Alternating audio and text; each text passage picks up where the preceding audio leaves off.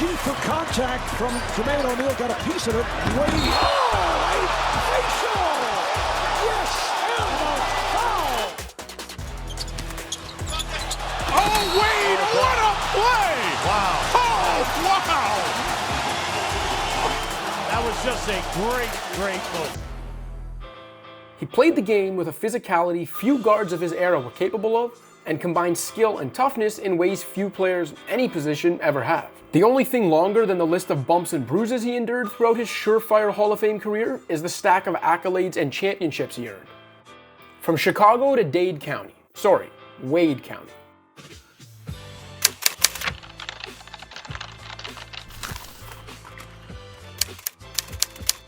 This is the story behind Dwyane Wade.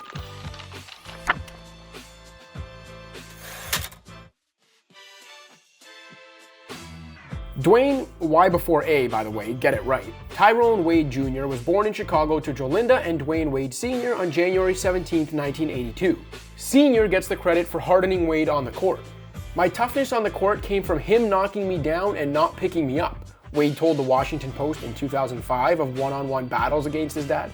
Wade ended up with Jolinda when his parents separated, then watched his mother struggle with drug addiction, a battle that would eventually lead to jail time. His sister eventually took him to live with his father and stepmother. I've seen the needles lying around the house. I've seen my mother shoot up before, Wade once told ESPN. I've seen a lot of things my mother didn't even know I'd seen as a kid.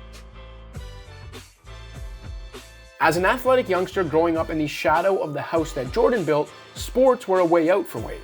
So for me, from Chicago, where I grew up, I made it out the hood because I seen a dude, number 23, play the game of basketball at a level that I was like, I just want to do some of that. Wade's sister said Dwyane tried to walk and even chew gum like his Ernest, but being like Mike on the court wouldn't come as easy. Wade was a star on the football field before he became a star shooting guard. That latter development was aided by a tireless dedication to the craft and a growth spurt before his junior year at H.L. Richards High. He eventually became a high school phenom on the hardwood, averaging 27 points and 11 rebounds as a senior, and once scoring 90 points over 2 games played in a single day. But Wade wasn't recruited like one. The teenager picked Marquette over Illinois State and DePaul, but had to sit out his freshman season as an academically ineligible Prop 48 athlete. Wade got his grades up to play for the Golden Eagles as a sophomore and immediately emerged as one of the nation's most exciting players. It was his junior year that made Wade a household name though. Wade averaged more than 21 points, 6 rebounds, 4 assists, 2 steals, and a block for Marquette, then led the Golden Eagles over Cincinnati in the Conference USA title game in front of his mother, who had only been released from prison days earlier. Then in the NCAA tournament, Wade led Marquette all the way to the Final Four. His 29-point triple-double against Kentucky in the Elite Eight, one of the great March Madness performances in recent memory. Diener, give it up, look at this. Right side. Oh, send it in. Medium-sized fella. Oh, Diener again. I mean, I get a kick out of the ability to elevate, as Clark Kellogg would say, flush, but I just love the little guy. Give him room to do some damage. Strength, agility, gorgeous, looking pass. Wow, he can really put it up and soar.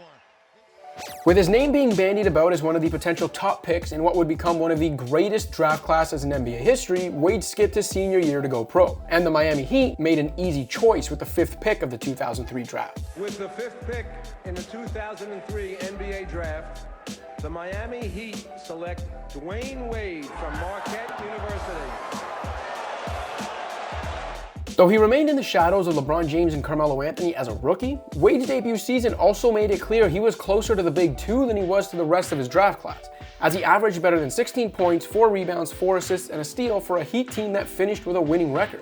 While LeBron and Chris Bosh toiled away on lottery teams, Carmelo was getting bounced in the first round, and number 2 pick Darko Milicic was barely playing at all, Wade established himself as a playoff performer on a budding contender. And here we go. Maybe game 1 will be decided right here. Wade puts it up. It's good. Yeah, baby. Came through. Yes. Stan Van Gundy went to big shot for him. I don't think the Hornets anticipated this, Eric. I thought they were going to go to Odom or Jones. Stan Van Gundy. In addition to that game winner in his postseason debut, Wade finished the 2004 playoffs as Miami's leading scorer and distributor, as the Heat went to Game 6 of the second round versus top seed in Indiana. Wade was clearly made for the playoff spotlight, and it was about to get brighter. Miami traded for Shaquille O'Neal in the 2004 offseason, which signaled that team president Pat Riley's Heat planned to compete for championships, not just playoff berths. Though Shaq's MVP caliber play was the biggest difference, literally and figuratively, Wade's sophomore leap also played a pivotal role in Miami's meteoric rise in the Eastern Conference. As a second-year pro, Wade averaged better than 24 points and 5 rebounds while also becoming the 4th player in history to average at least 6 assists, a steal, and a block in a season, joining Larry Bird, Scottie Pippen, and Kevin Garnett. For his efforts, he earned his first All-Star selection. With Shaq and Wade leading the way, the 59-win Heat finished atop the East standings, then marched all the way to Game 7 of the conference finals, where they came up short against the defending champion Pistons. Wade averaged 27, 6, and 6 during that 2005 playoff run, but concerns about his durability also began to surface, as the young star who had missed 21 games in his rookie season battled knee and rib injuries that limited him in the playoffs of his sophomore campaign. As was the story of Wade's career, however, he just kept coming, just kept getting back up. Converse even made an entire commercial about it. And down to the floor is Dwyane Wade.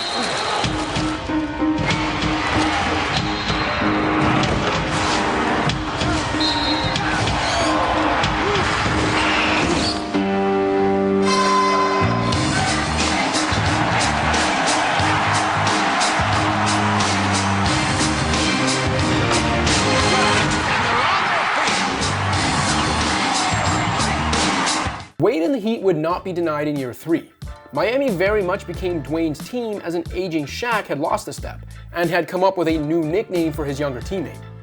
Shaq gave me a nickname, Flash, and then people want a little glimpse of Flash. Flash. And it became like a whole nother beast.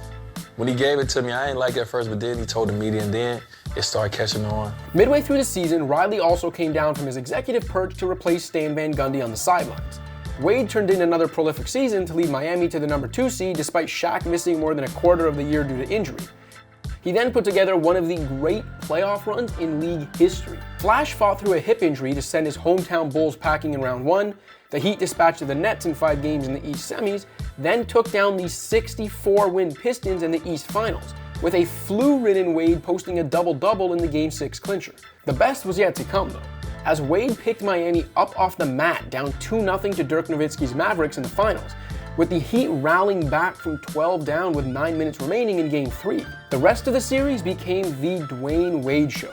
In the final 4 contests, all Heat victories, Wade averaged 39.3 points on 50% shooting, while parading to the free throw line 18 times per game. Say what you will about the officiating in that series, and Lord knows, any Mavs fan watching this right now is screaming at their screen. No one on the planet was stopping Wade for those couple weeks in June 2006. They have Howard on it. Wade looking. Pulls up, banks it in. Tie game with 2.8 remaining. The angle. Look at the angle of this shot, and he still plays the board. The ability to get the bump and hang in the air. Griffin right with him. And Wade using the glass so beautifully, as he so often does. Unsurprisingly, Wade walked away with a Finals MVP award to go with his first championship. It looked like the beginning of a long run at the top, but any thoughts of a sustained Heat dynasty were quickly put on ice following the team's 2006 title.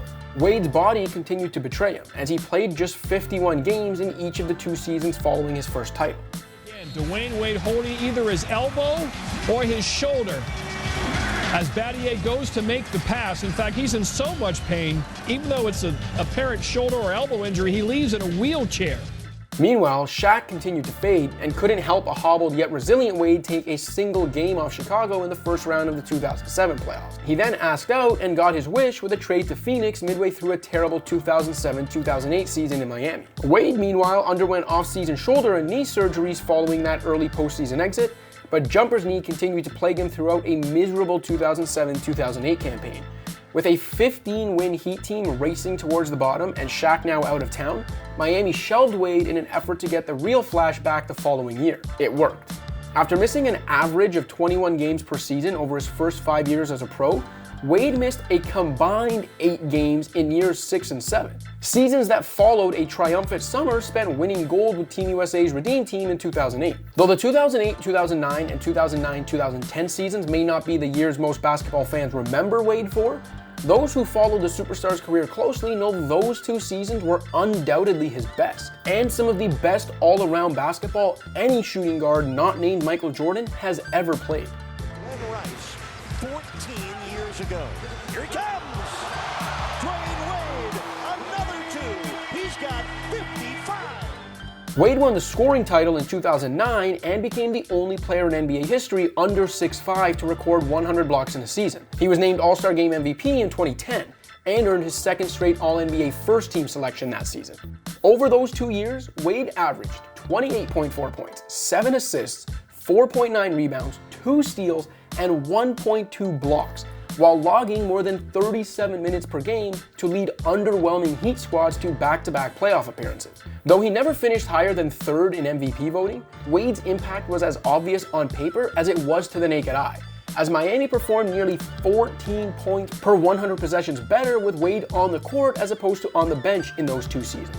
The lasting image of this stage of Wade's career is him on the scorer's table in Miami, reminding everyone in Dade County that this was his house after beating his hometown Bulls on an all-time 2-way play. Up right here for the Heat. Salmon, Wade with a steal, with 2. Wade puts it up for the win. Yeah, baby! He did it! He did it! Dwyane Wade with the steal and the game winner. Do you believe that? One of the great moments, one of the great plays made by one of the game's greatest players. Can you do any more than Dwyane Wade has done? The Heat may not have won a playoff series during that time, but 2008 through 2010 reminded the basketball world that a healthy Dwyane Wade was still a force to be reckoned with. Get that guy even a bit of help, and he could easily drag the Heat back to the top. The Heat were positioned to make a splash in 2010 free agency. Riley, once again simply team president after installing Eric Spoelstra as head coach, had cleared boatloads of cap space. And Wade, who himself was a free agent being courted by plenty of teams, including Chicago, was about to get a hell of a lot more than just a bit of help. Chris, you want to jump in and tell us where you're going to be as well? Yeah, I'm joining Mr. Wade in Miami. LeBron, what's your decision? In this fall, man, this is very tough. In this fall, I'm going to take my talents to South Beach and join the Miami Heat. The Heat instantly became the most hated team in North American pro sports, and didn't help their cause when they celebrated just coming together like they had already won a title.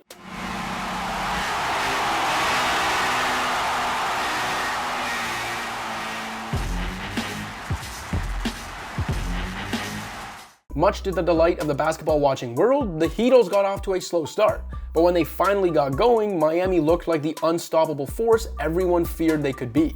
Though he was no longer the top dog, Wade still averaged roughly 25, 6, and 5 on 50% shooting in his first year beside King James, as the Heat caught fire en route to 58 wins.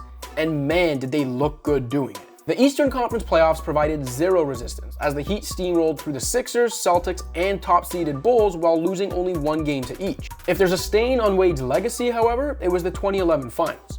Flash was still Miami's best player during a 6-game series loss to Nowitzki's Mavericks, but after choking away Game 4 and a 2-1 series lead to a flu-ridden Dirk, Wade and James mocked the ailing Nowitzki ahead of Game 5. Oh, did y'all hear me cough? I think I'm sick.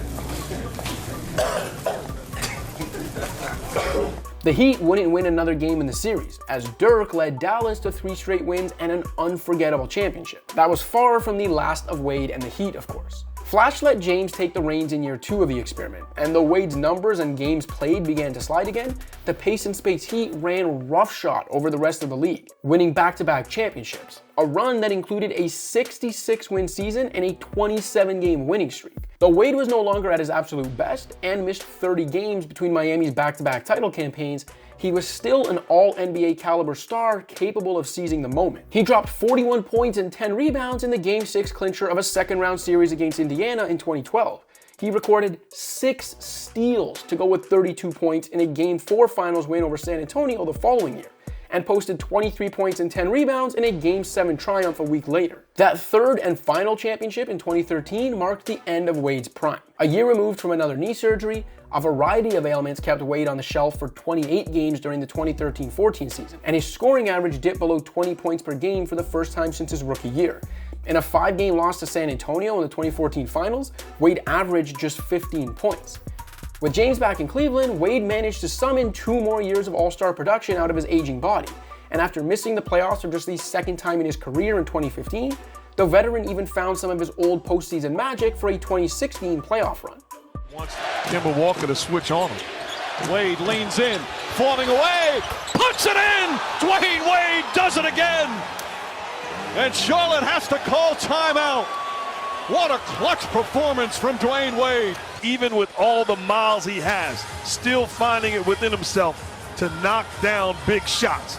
Purple shirt man, have a seat. Mama, there goes that man. With Bosch on the shelf due to the blood clot issue that would end the big man's career, a 34-year-old Wade dragged an overmatched Heat team to Game 7 of the East Semis against a 56-win Raptors team, averaging better than 21 points, 5 rebounds, and 4 assists in 14 grueling playoff games.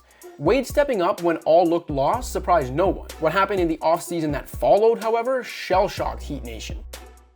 Wade, who had sacrificed a lot of money when he opted out in the summer of 2014 and then took a hometown discount to help Miami retool in the wake of losing LeBron, was set for free agency again in 2016. Wade understandably assumed he would be made whole, while Riley and the Heat simply wanted to pay the veteran like the aging star he now was. After reportedly receiving a 2-year offer worth only $20 million from the Heat, then an improved $40 million deal to stay in Miami, Wade pulled a 180 and went home to Chicago on a $47 million deal instead. Just like his contract negotiations with the Heat, Wade's Chicago homecoming didn't exactly go as planned.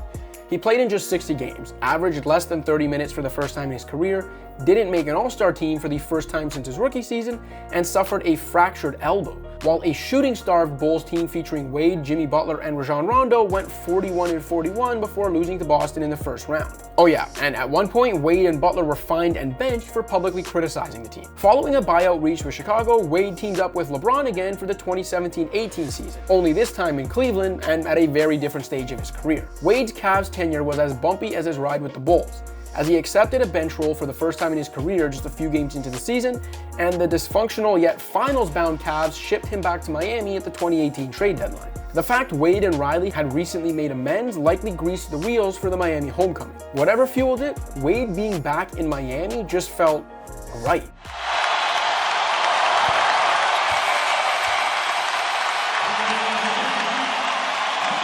That magic moment.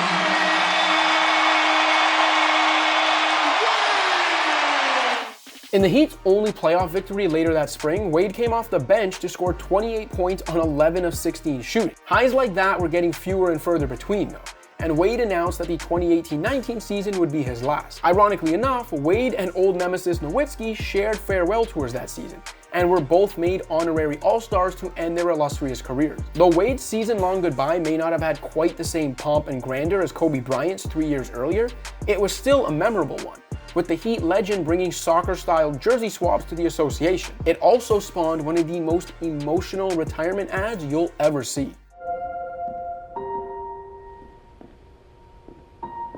Hey, Dwade. How you doing, Mom? Your mama went down a road, Dwayne, that I didn't ever think I'd come back from. But on that road, I noticed you kept showing up. And you'll come and see about me. And Dwayne, because you believe in me. When I got out of prison, I was a different woman. Wade's generosity and compassion have made him as beloved off the court as he was on it. He gave 10% of his career earnings to a Chicago church for various charitable endeavors, and bought Jolinda, who became a minister following her recovery, her own church. The father of 4 also earned praise for how publicly supportive he's been of transgender daughter Zaya. From an NBA perspective, Wade's post-retirement life has seen his number 3 raised to the rafters and retired in Miami. He's also purchased a stake in the Utah Jazz, and his son Zaire was recently selected in the G League draft. Nearly 2 decades since his own draft night moment, a still relevant Wade remains one of the faces of 21st century ball. He's one of 5 players in league history to amass more than 23,000 points, 5,000 assists, 4,000 rebounds, 1,500 steals, and 800 blocks. He's a 3-time champion and Olympic gold medalist, a 13-time All-Star, 8-time All-NBA selection, 3-time All-Defensive Team member, and an obvious inclusion in the NBA's 75th anniversary team. That list of accolades is stunning on its own, but it's even more impressive when you consider the way Wade spent his career fighting his body almost as much as he fought back opponents. In the end, perhaps that's what endeared Wade to a generation of fans. His threshold for pain may not have been relatable, but his perseverance gave him an underdog feel that superstars of his caliber, once bestowed with superhero nicknames, rarely exude. Thanks for watching. If you liked this video and want to see more content like this, be sure to hit that subscribe button.